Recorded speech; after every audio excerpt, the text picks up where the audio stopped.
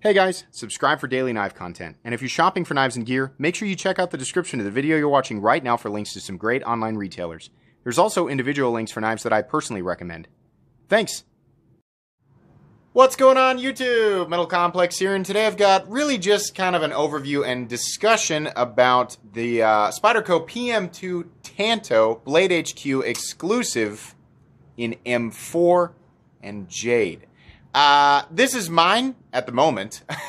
I waited, right there at 10:59. I was there ready with a lot of you, and I was there when the entire site crashed, and it was really frustrating, right? Yeah.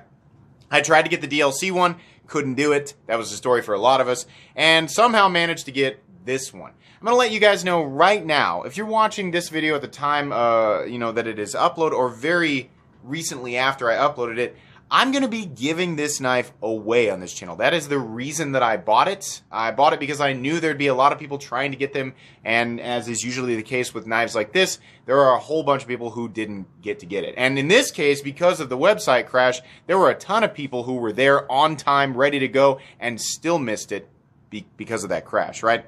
I'm not here to, get angry at Blade HQ or anything like that. No, I'm trying to let you guys know, eventually, we're not going to be doing that today, but eventually I'm going to be giving this knife away. I'll probably do some type of event. So make sure that you're subscribed, and make sure that you're following me on Instagram at metal_complex if you want to be updated as soon as that day comes.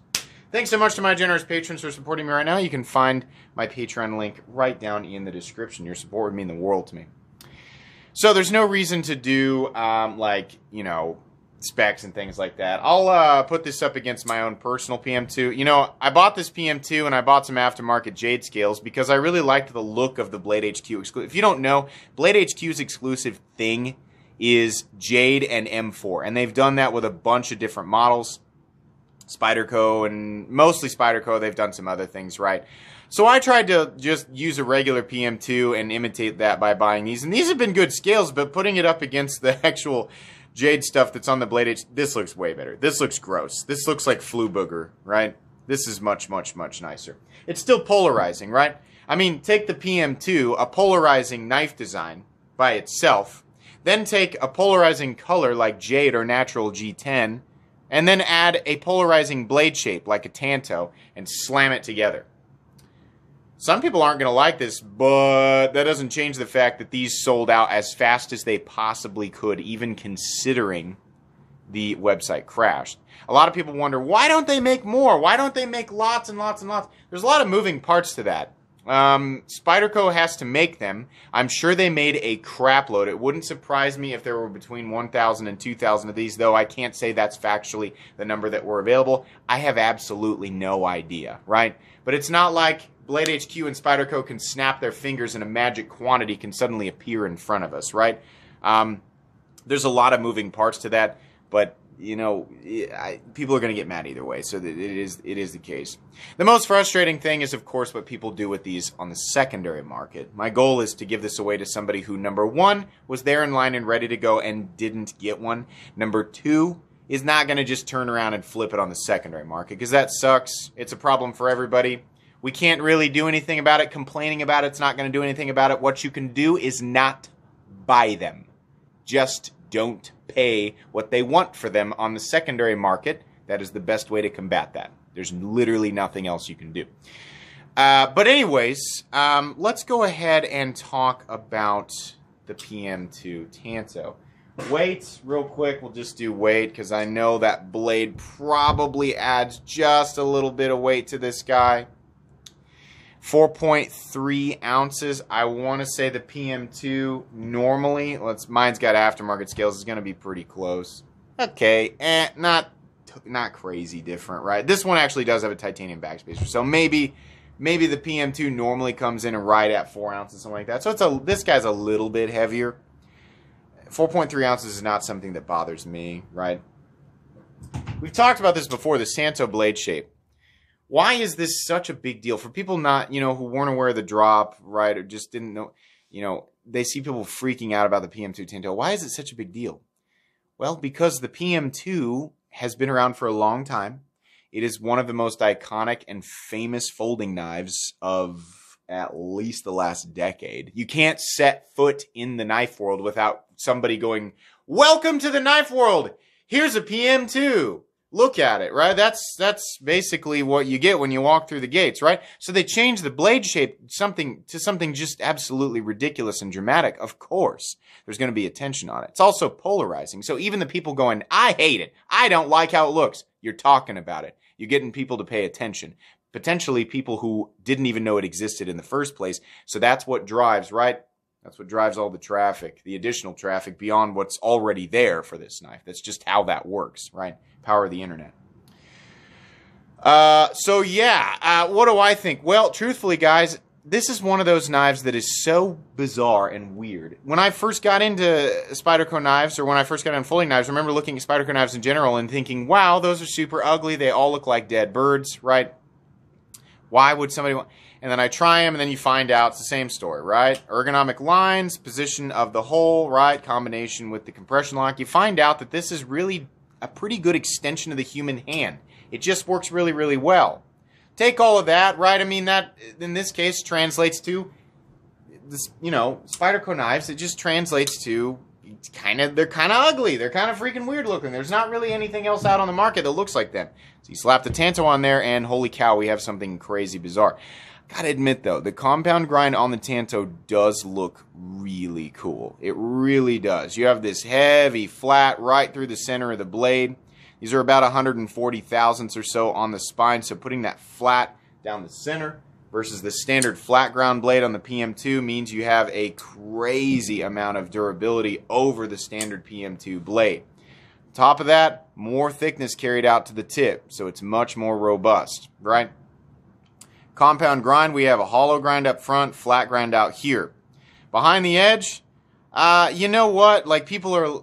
I've heard people say, it's so thick behind the edge. I feel like that's coming from people who haven't handled it. This hollow grind actually yields a reasonable thinness behind the edge. I wouldn't say, like, the final cutting edge down here isn't that much different than the final cutting edge right here. It's really just up here at the tip that it's so thick, right? The problem is that the Tanto doesn't have belly. So is it thicker behind the edge in this, you know, 80% of the edge versus the original PM2? No, it's about the same because of the aggressive hollow grind. So I feel like the people who are saying that don't have it. They're just commenting on what they assume. Or maybe some people have it and that's just what they think. So here's my opinion.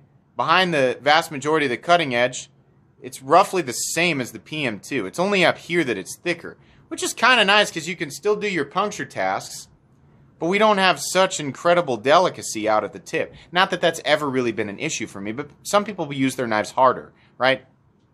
So to add to that, you know, like I was saying, there's no belly, which, yeah, I mean, it's less convenient to slice with this type of edge, a straight edge, you know, depending on what it is you're doing, right?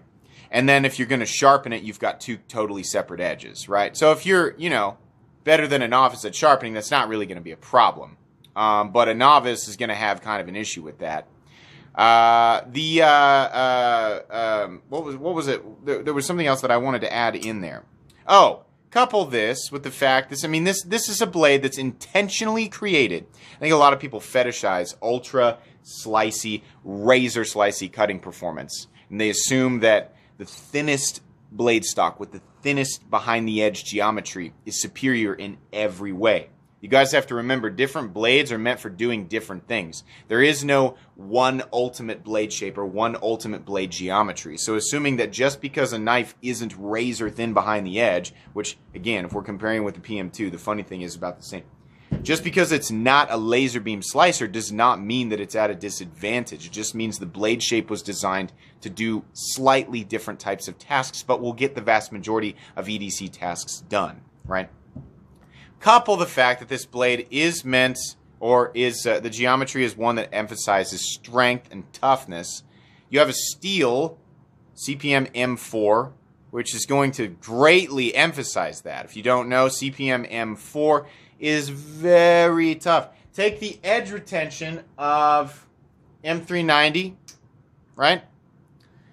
Take the edge retention of M390 and make it way tougher. The trade-off is that M390 is still stainless, and CPM M4 is not. So, for those of you who live in an area where corrosion is a problem, M4 is not going to be the steel for you, especially if it is not coated like this. Now, the fact that they've got, you know, a high polish satin finish on here is going to help with that a little bit. But the DLC finish, while it might create a little bit of drag while you're cutting, that's probably going to be the better setup for corrosion resistance.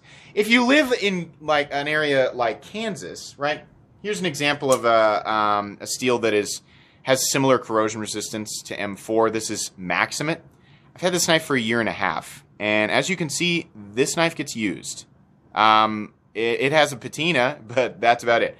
I put a light coat of oil on this guy about once a month, and you know what? It looks pretty darn good.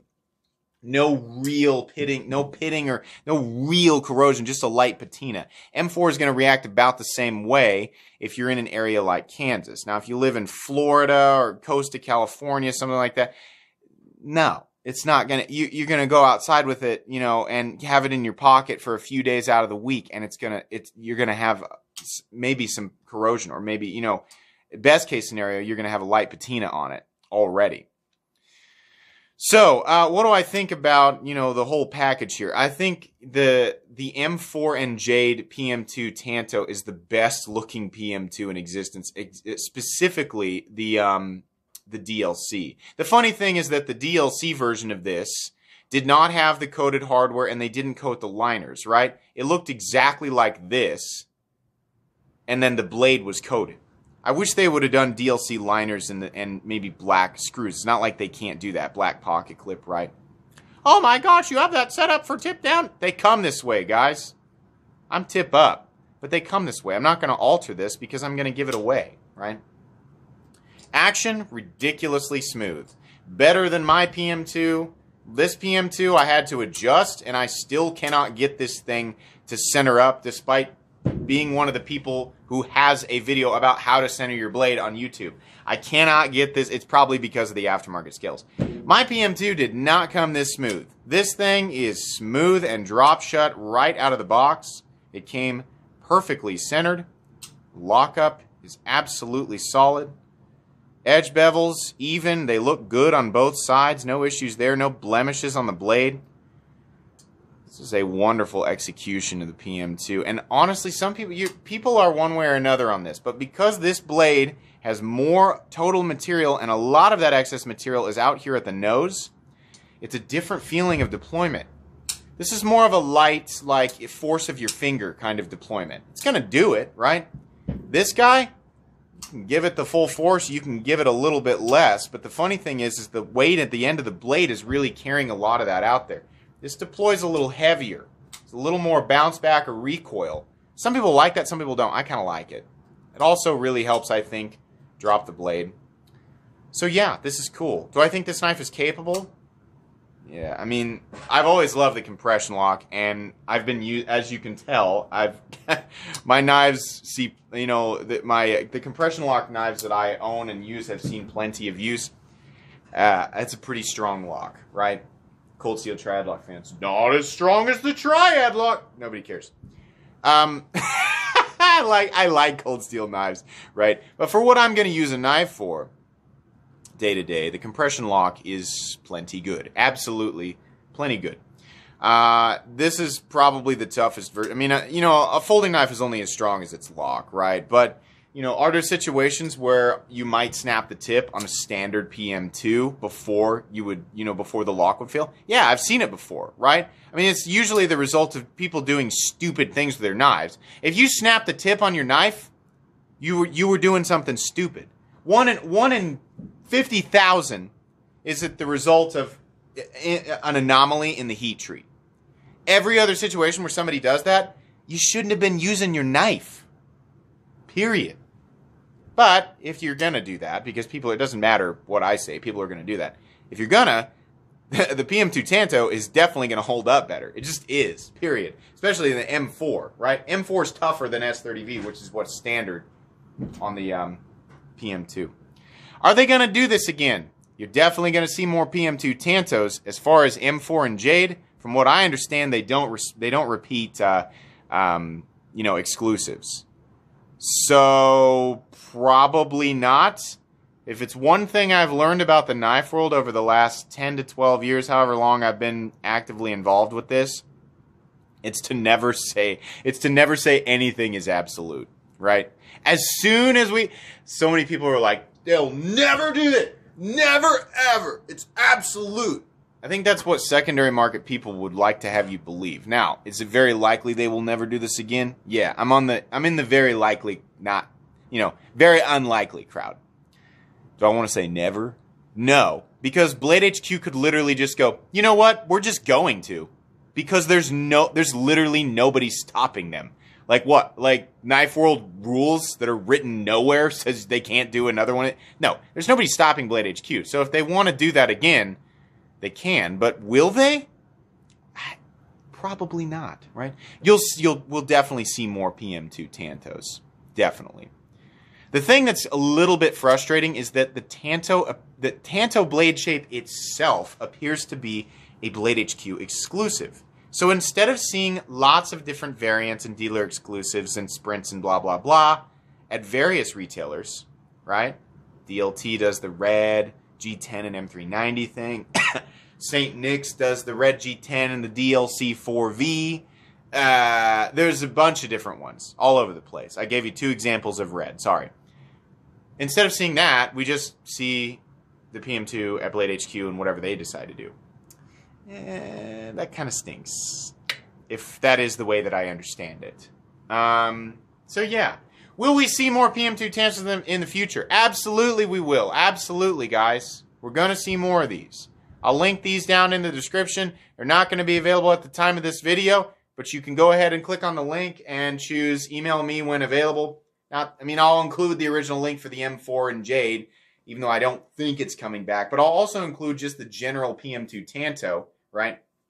You can click on email me when available so you guys can be updated. I also update people like crazy on this channel. So again, if you haven't subscribed, subscribe, because I like to notify people when crazy stuff like this is coming out. This is cool. What were these? What'd they run? About 205. I think it was 200 for this and 211 for the M4, something around there. Is it worth it? US made, G10, interesting steel. The blade grind is certainly more complicated than the standard PM2. Does seem a bit high.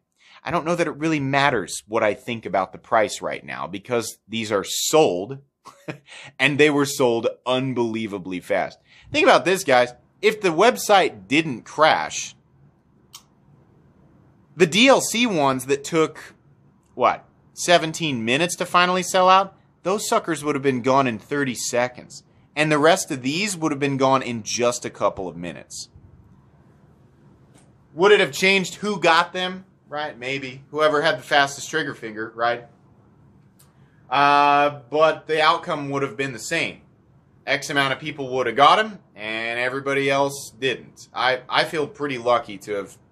I actually got to the screen that said, submit order 3 different times, and it crashed each time. Missed the DLC for the second time, then they sold out, and then I got a crash on this guy once, and then we finally got one through. And I did the same thing you guys did. I had a browser open on my phone, a couple different browsers open on my computer. My wife had browsers open on her phone. Right? We were all doing the same thing. Honestly, I should have picked up 2 of these and given 2 of them away, but I didn't. I don't, want to be fair. So, stay tuned. There will be an event down the road. When? I don't know. Just stay tuned. Subscribe to the channel. Be paying attention. I'll update you guys. Let you know. You have one more shot at one of these without having to pay for it. So, I'm hoping to make somebody's day. I think this is cool. Officially, it was probably a little bit too much money for this thing, but it is what it is. It's still probably the coolest variant of the PM2 that exists. That's going to be pretty much it for today's video. Please make sure to follow me on Instagram at metal_complex. If you enjoyed this video, please leave a like. If you'd like to check out my other content, I do, of course, have lots of videos of knives that are either expensive or inexpensive that I do or don't like, so check those out. If you enjoy all my content, go ahead and click on that Metal Complex logo right there and subscribe, because there's definitely more coming. Thanks again for watching, everybody, and have a great day.